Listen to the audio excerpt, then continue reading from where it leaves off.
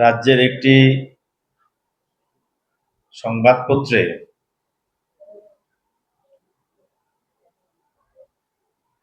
Bharat Keshari doctor Shyamaprasad Mukhopadhyay সম্পর্কে কিছু তথ্য প্রকাশ করা হয়েছে।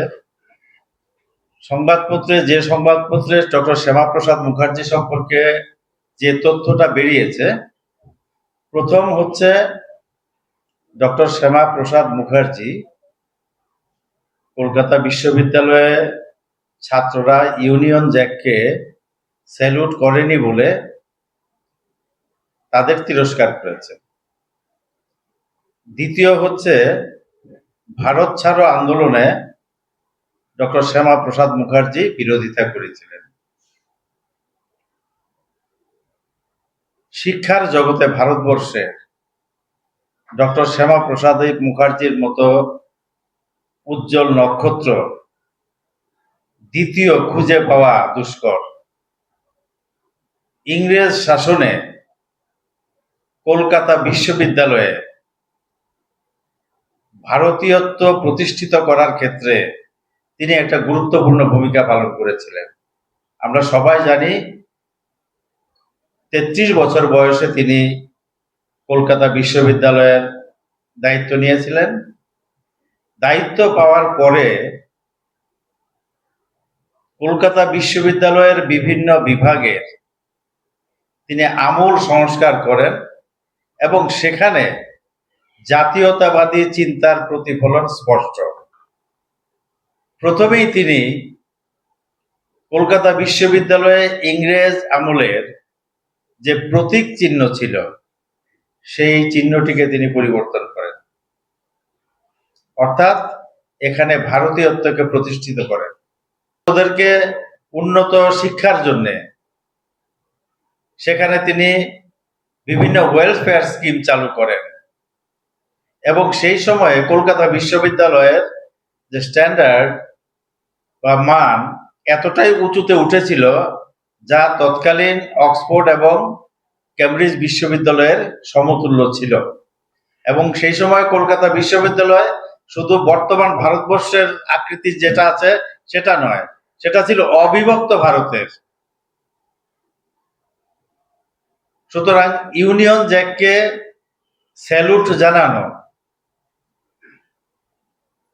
ডক্টর শ্যামাপ্রসাদ মুখার্জির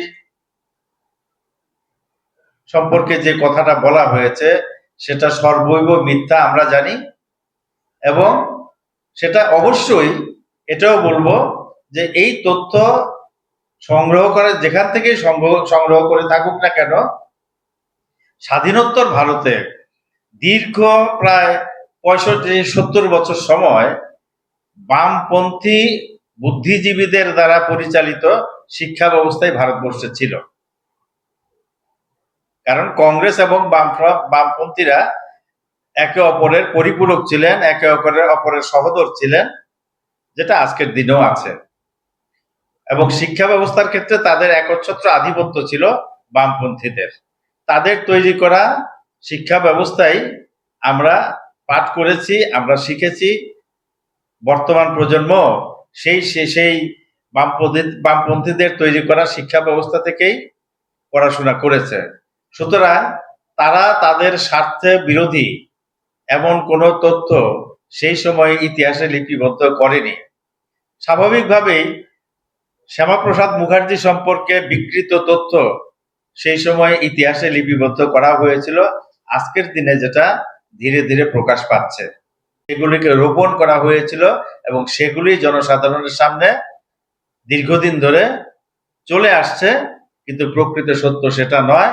প্রকৃত সত্য হচ্ছে তিনি ভারত ছাড়ো আন্দোলন, কলকাতা বিশ্ববিদ্যালয় এবং বাংলা ভাগ সেটা সম্পর্কে সত্য যে তথ্য যেটা আপনাদের সামনে উপস্থাপন করা হলো। আমি আশা করব আগামী দিনেও আমরা যখন সংবাদ পরিবেশন হবে সেই সময় প্রকৃত সত্যের অন্বেষণ করে প্রকৃত সত্যটাই যেন মানুষের সামনে তুলে ধরতে পারি, যাতে করে মানুষ প্রকৃত সত্যকে জানতে পারে। দীর্ঘদিন একটা মিথ্যাকে দীর্ঘদিন ধরে দীর্ঘদিন চালানো যায় না, একটা মিথ্যাকে কিছুদিনের জন্য প্রয়োগ করে সমাজকে বিভ্রান্ত করা যায়, কিন্তু সত্যকে কখনোই অস্বীকার করা যায় না। সত্য তার সময় মতো নিজেকে প্রতিষ্ঠিত করে নেয়।